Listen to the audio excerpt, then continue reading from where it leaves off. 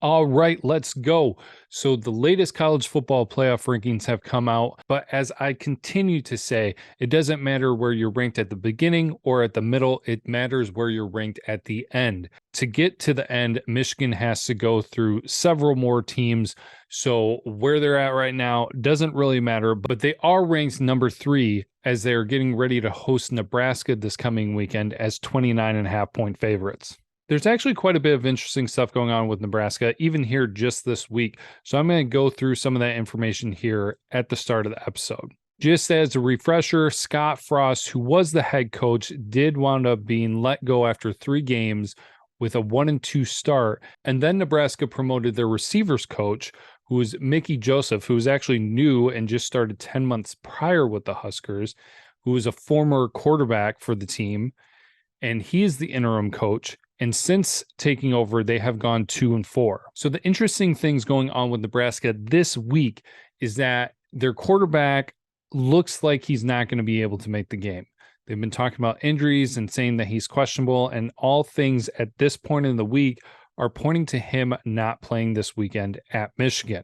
Their next quarterback, who has the most game experience with 5 games this season, is their freshman quarterback Purdy, who has 0 touchdowns and 3 interceptions. And then the last piece of current information is that the team will be without starting safety Miles Farmer. That is due to a recent arrest and a DUI charge. So quite a few things going on for the Huskers right now, and none of them very good or very helpful for their situation.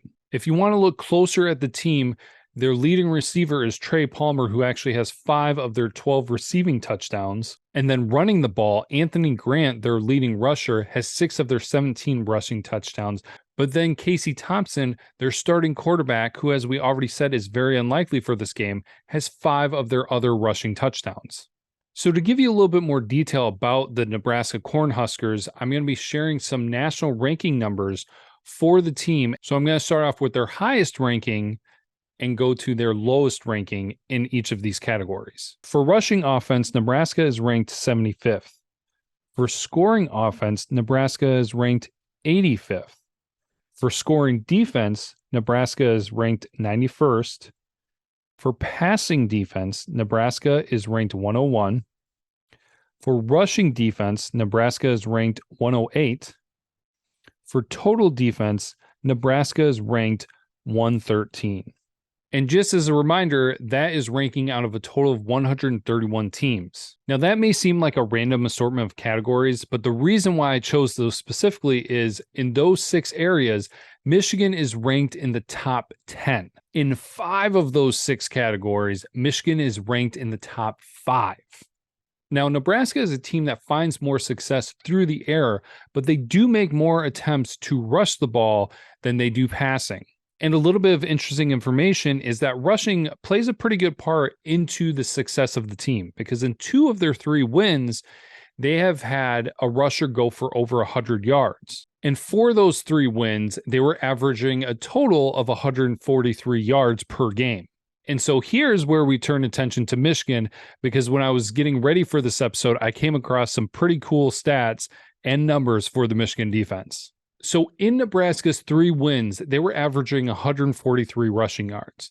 The Michigan defense has only allowed teams to rush over 100 yards 3 different times this season. Those 3 games are Hawaii, 140 yards, Maryland, 128 yards, and Penn State, 111 rushing yards. So while I was looking at those defensive rushing numbers, I also came across that through 9 games, the Michigan defense has only allowed 4 rushing touchdowns. Yeah, that's pretty darn good. But wait, there's more. This Michigan defense has more interceptions on the season, 8, than they do passing touchdowns allowed, which is 7. 8 interceptions to 7 passing touchdowns allowed. That is a fantastic number. But let's get even crazier, because there is only 1 single game that Michigan has allowed a passing touchdown, and in that same game, the defense has not gotten an interception. That one game was against Iowa. In every single other matchup, where an opponent has gotten a touchdown on the Michigan defense, the Michigan defense has gotten at least one, if not more, interceptions against that same team. Those are some really good numbers.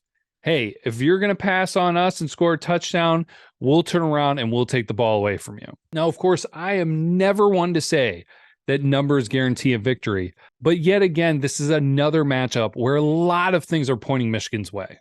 Between the quarterback situation, the interim coach, the player suspensions, and it being a home game for Michigan, yeah, I think they're going to be ready for this. But I do have one main question for this game, and that is, will Michigan dominate from start to finish?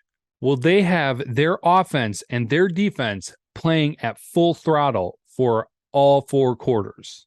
I'll talk more about that in final thoughts and predictions, but first, let's get the game lock done, because everybody loves the game lock. Like I said, it's something I started and I got to finish it.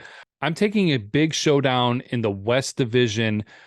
One of these two teams still has a chance to maybe go to the title game, as Iowa is hosting Wisconsin this weekend. This could very well be a very low-scoring affair, but Wisconsin currently is the 1-point favorites. Now, with this being at Iowa, go ahead and lock me in for Wisconsin not covering the 1-point spread and Iowa getting the victory this weekend. Just take that for what it's worth. All right, final thoughts. Here we go. I don't think there are many people out there who are going to be predicting anything but a win for Michigan, but it's still a question on maybe how it's going to turn out or how they're going to get there. And so this is going to be one of the first times where I actually believe that it's going to be a little different, where we have constantly been saying things will go slow in the first half, things will pick up in the second half. I think this could be the weekend that turns around for Michigan. They're playing at home. They're playing against Nebraska. They have a lot of things going for them. I think we're going to see a repeat of last week, where you could tell that the offense was taking more shots downfield. They were trying to get the passing game more incorporated.